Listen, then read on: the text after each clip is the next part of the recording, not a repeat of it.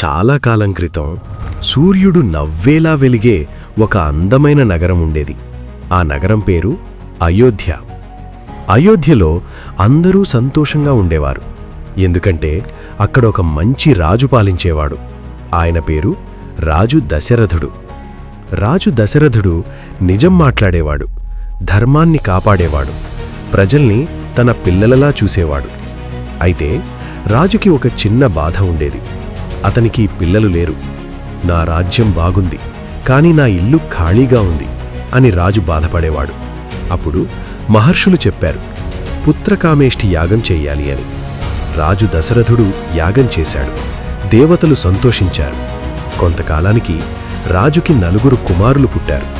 రాముడు, లక్ష్మణుడు, భరతుడు, శత్రుఘ్నుడు. అయోధ్య నగరం ఆనందంతో నిండిపోయింది. డప్పులు మోగాయి, పువ్వులు చల్లారు. అందరూ చెప్పారు, ఇది దేవుడి వరము అని. అలా రామాయణంలో శ్రీరాముని కథ మరింత అందంగా ముందుకు సాగింది.